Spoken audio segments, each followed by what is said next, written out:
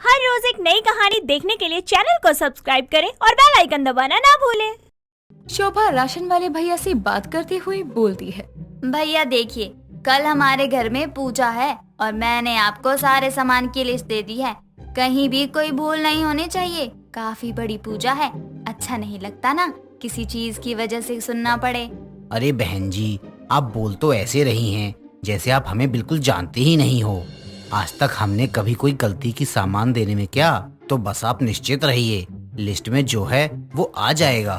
हाँ भैया, वो सब आप ले आओगे जो भी लिस्ट में है, लेकिन मैं एक बार फिर भी खुद से बता देती हूँ कि क्या क्या लाना है और कितना लाना है, ताकि कोई गड़बड़ ना हो। सुनिए, 1 किलो घी, 1 किलो पंजीरी।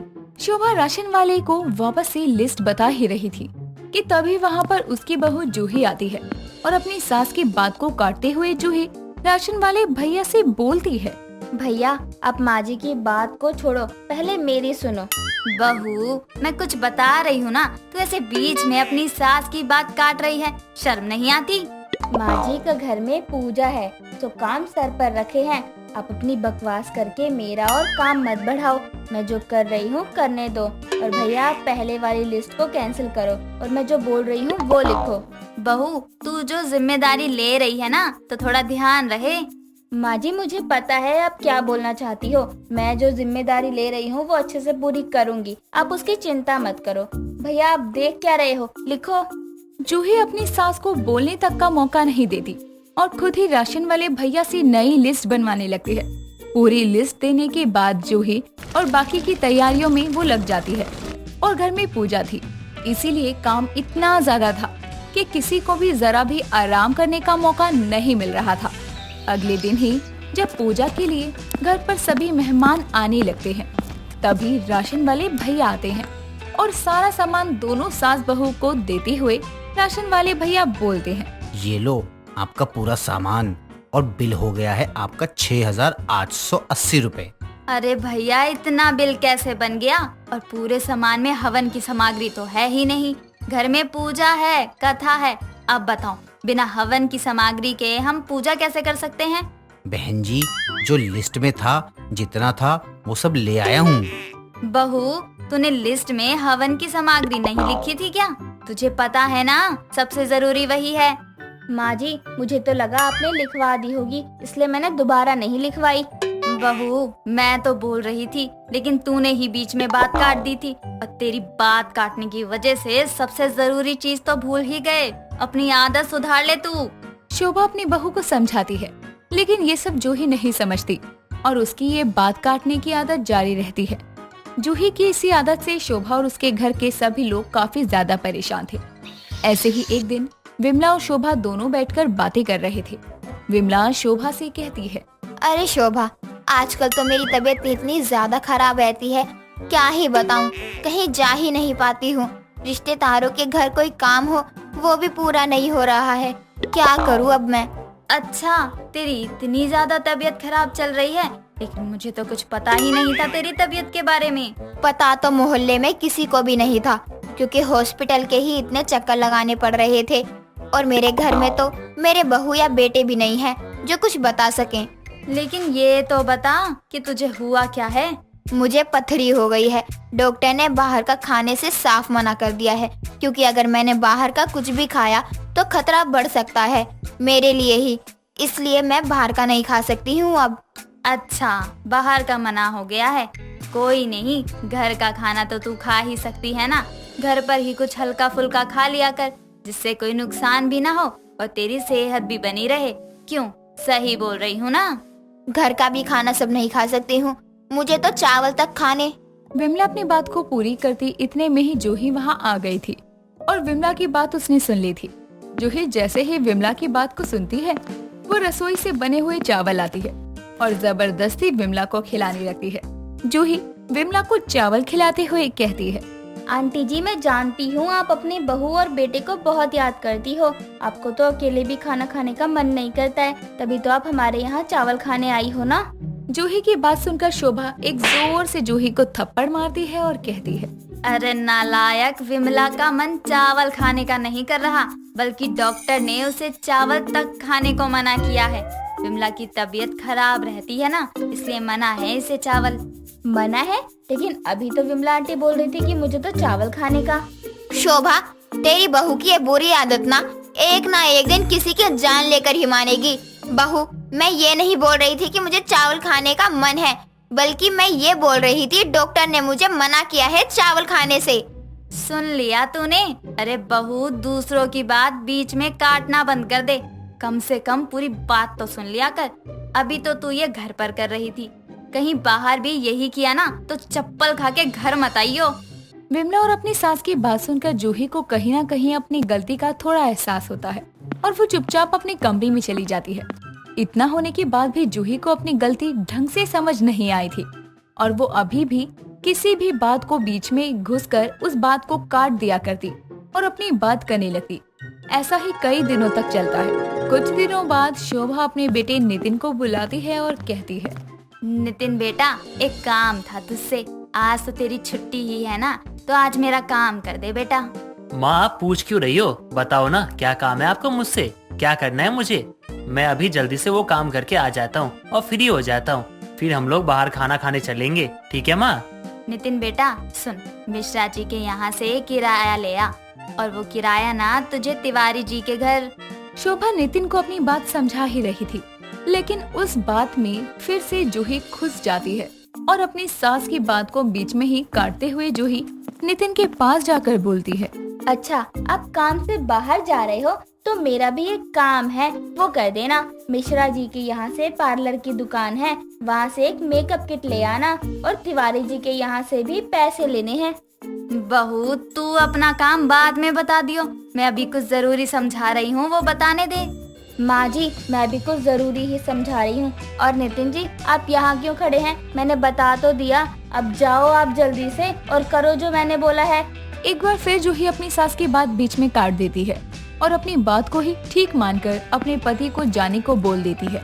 कुछ देर बाद नितिन घर वापस आता है और अपनी बीवी माँ को बुलाकर नितिन दोनों से कहता है, माँ, मैंने तिवारी जी से पैसे मांगे थे किराए के, उन्होंने मना कर दिया और ये भी बोला था कि किट दे दो, वो भी नहीं दी उन्होंने। हे भगवान, नितिन जी आप पूरी बात सुन तो लेते, आप भी ना। बहू, तो फिर वही गलती कर रही है। बहू, अगर आज पैसों के हिसाब किताब में गड़बड़ हो जाती ना, तो वो भी मिश्रा जी और तिवारी जी जान पहचान के थे हमारे। क्या मतलब है माँ जी आपका? आप क्या बोल रही हैं? मुझे कुछ समझ नहीं आ रहा। बहू, मैं यही बोल रही हूँ कि जैसे मैं कुछ बात कर रही थी नितिन से और तूने बात को बीच में ही काट दिया, तो नितिन को कुछ समझ ही नहीं आया। हाँ जूही, हिसाब किताब या कोई जरूरी बात हो रही होती है तो बीच में काटा मत करो, अपनी सुनाने लग जाती हो तुम तो। उसका नतीजा यही होता है कि कोई भी काम पूरा नहीं हो पाता है। जूही को अपनी गलती समझ आती है और वो माफी मांगती है। उसके बाद जूही कभी भी किसी की बात को बीच में नहीं काटती।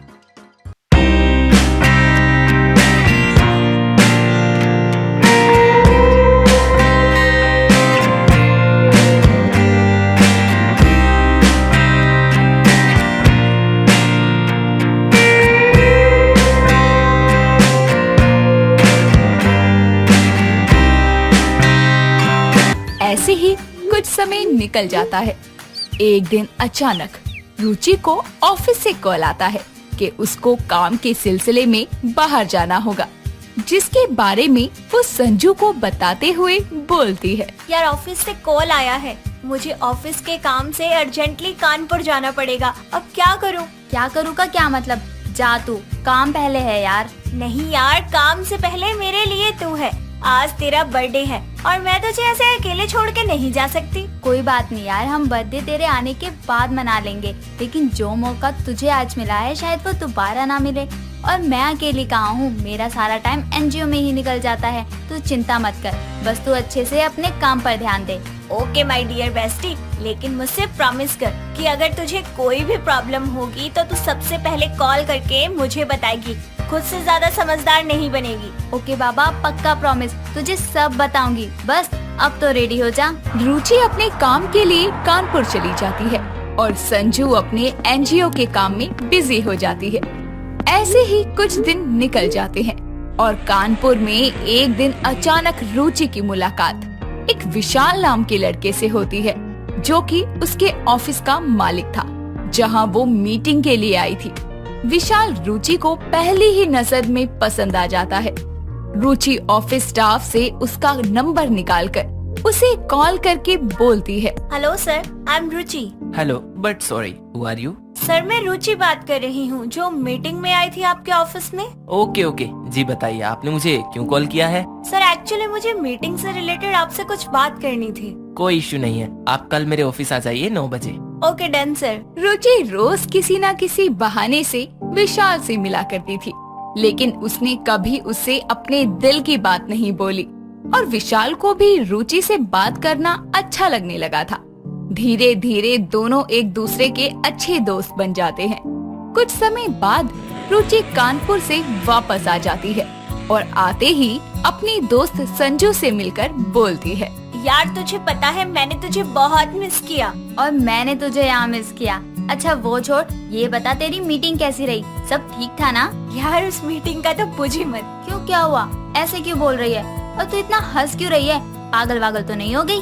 अरे नहीं यार, पागल नहीं हूँ, बस मीटिंग बहुत अच्छी थी इसलिए हंस रही हूँ। चल अब तो जल्दी से खाना लगा दे, भूख लगी है। दोनों खाना खाकर अपने रूम में जाकर सो जाती है और अगले दिन सुबह उठकर नाश्ता करके रुचि अपने ऑफिस और संजू अपने एनजीओ के लिए निकल जाती है। एनजीओ जाते टाइम संजू देखती है कि रास्ते में किसी का बहुत बुरा एक्सीडेंट हो गया है। वो भागकर उस जगह पर जाती है और उस लड़के को हॉस्पिटल लेकर जाती है। ट्रीटमेंट के बाद जब लड़के को होश आता है तो संजू उससे बोलती है। आपका नाम क्या है? आप ठीक हैं? जी मैं ठीक हूँ, मेरा नाम विशाल है। आपका इतना बुरा एक्सीडेंट कैसे हो गया? आपको ध्यान से गाड़ी चलानी चाहिए थी। ऐसे कौन ड्राइविंग करता है? सॉरी आपको बुरा लगे तो, लेकिन आप बहुत ही ज्यादा केयरलेस इंसान हैं। बस मुझे अभी अभी होश आया है और आप तो होश में आते ही शुरू हो गयी। हाँ तो क्यों शुरू ना हो? अगर आपको इस एक्सीडेंट में कुछ हो जाता तो आपने सोचा है कि आपकी फैमिली का क्या होता? हाँ ये तो है, आपने सही कहा। मैं मानता हूँ मेरी गलती है और आगे से मैं ध्यान से ड्राइविंग करूँगा। लेकिन अब और डांटने से पहले अपना नाम तो बताइए मैडम। ओ सॉरी, मैंने अभी तक आपको अपना नाम नहीं बताया और आपको इतना कुछ सुना दिया। मेरा नाम संजू है। नहीं, ऐसी कोई बात नहीं है। मुझे अच्छा लगा आपकी केयर देखकर। And nice name. अच्छा जी, आप तो बातों से ही बहुत मजाकिया लगते हो। चलिए ठीक है, अब मैं चलती हूँ, मुझे एनजीओ जाने में लेट हो रहा है। आपसे कल मिलने आती हूँ, तब तक आप रेस्ट कीजिए। Okay madam. ऐसे ही विशाल के ठीक होने के बाद भी संजू और विशाल रोज मिलने लगे और ज्यादा से ज्यादातर समय एक दूसरे के साथ बिताने लगे। संजू को विशाल के साथ समय बिताना और रहना अच्छा लगता था, क्योंकि रुचि के बाद एक विशाल ही था जो उसके दिल के इतने करीब था। विशाल एक बहुत ही बड़े और अच्छे घर का लड़का था, इसीलिए उसने उसे कभी कुछ नहीं बोला कि वो उसे पसंद करती है।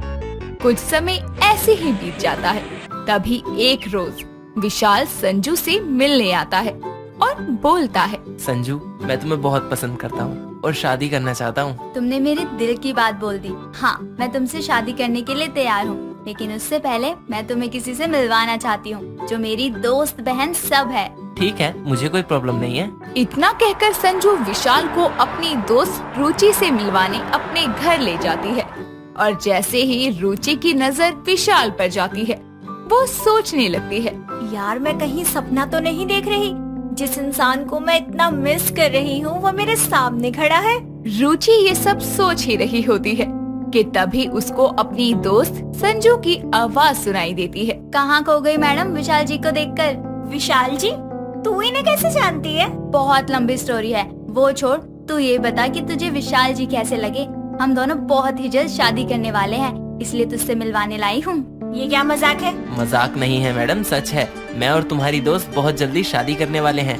विशाल जी, आप रुचि से ऐसे बात कर रहे हैं जैसे आप उसे पहले से जानते हो। जी हाँ मैडम, आपकी फ्रेंड रुचि से मेरी मुलाकात मेरे कानपुर वाले ऑफिस में हुई थी, जहाँ हम बहुत अच्छे दोस्त बन गए थे।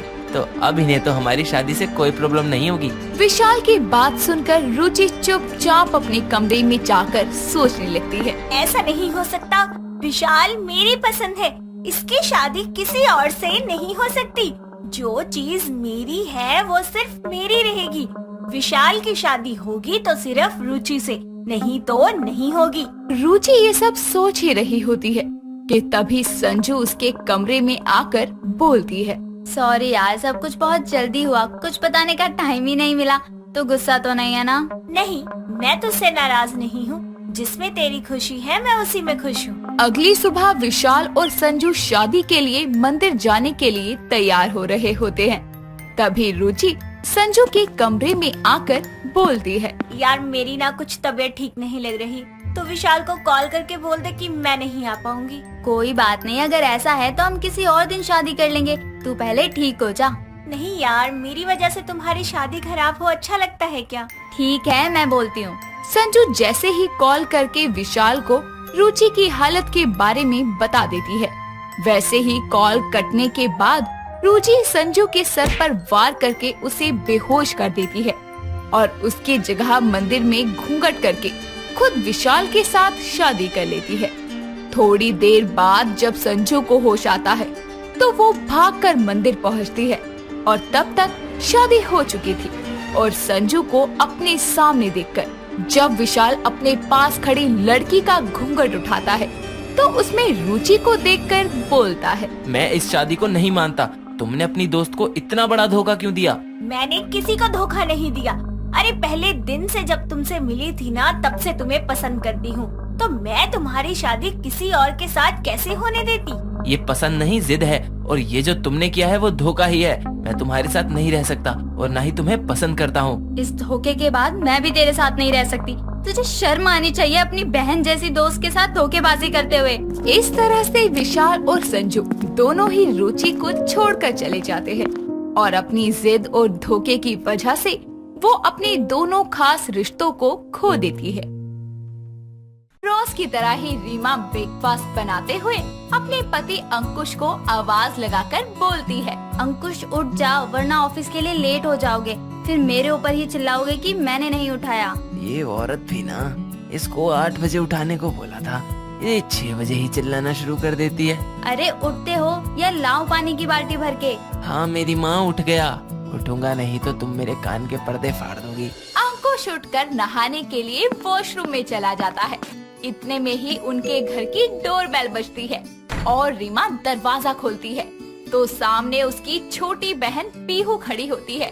पीहू को देखते ही रीमा उसे गले लगाकर बोलती है, पीहू तू यहाँ, वो भी ऐसे अचानक, ना कोई फोन ना कोई मैसेज। अरे मेरी प्यारी बहना, सरप्राइज बताकर थोड़ी ना दिया जाता है, बिना बताए दिए जाता है, तभी तो आई हूँ। वो एक्चुअली क्या है ना कि मेरे कॉलेज के प्रिंसिपल टपक गई, जिसके चलते कॉलेज की 1 हफ्ते की छुट्टियाँ है, तो मैं तेरे पास आ गई। सही किया, आ अंदर आ, मैं तेरे लिए गर्मा गर्म ब्रेकफास्ट बना देती हूँ। अच्छा दीदी, ये बताओ जीजू कहाँ है? उठे नहीं क्या अभी तक? कहाँ उठे, सो रहे होंगे गधे घोड़े बेचकर। तो रुक, मैं जाकर उठाती हूँ। अरे नहीं नहीं, मैं जाती हूँ जीजू को उठाने, आखिर उनकी साली आई है, थोड़े अलग ढंग से उठेंगे आज। ठीक है जा, जब तक मैं ब्रेकफास्ट बना लेती हूँ। अंकुश वॉशरूम में नहाते हुए गाना गा रहा होता है, ठंडे ठंडे पानी से नहाना चाहिए, गाना आए या ना आए, गाना चाहिए। तभी अंकुश को कमरे में किसी के आने की आहट सुनाई देती है।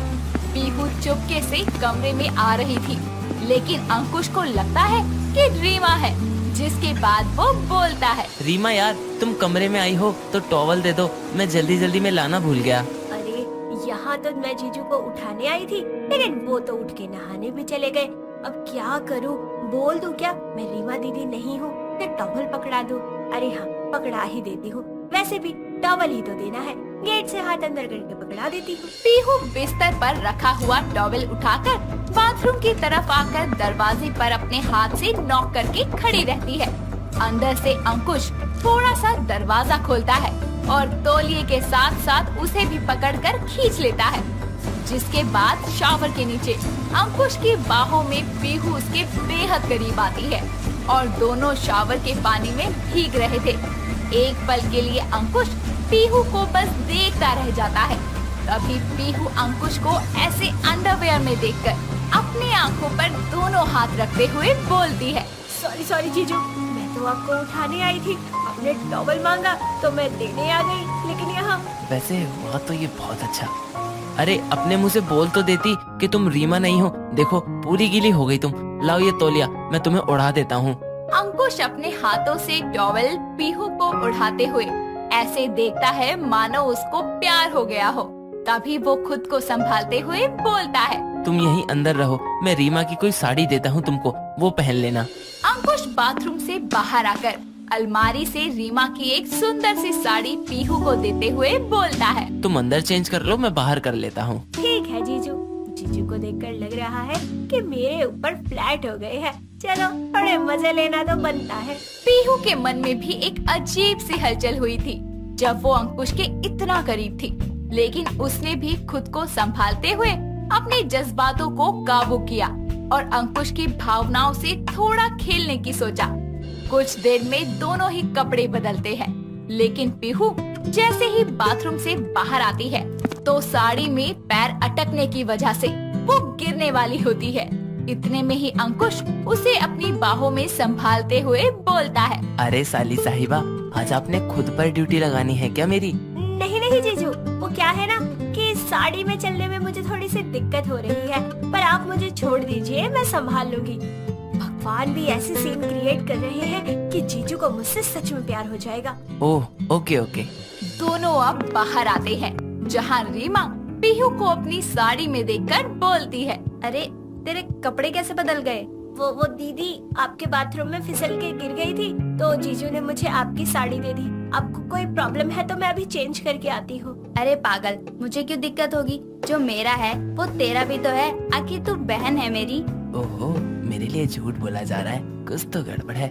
अब हो गई हो तुम दोनों बहनों की बातें, तो मुझे ब्रेकफास्ट दे दो। रीमा अंकुश और पीहू को खाने के लिए ब्रेकफास्ट देती है, जिसके बाद अंकुश ऑफिस के लिए निकल जाता है।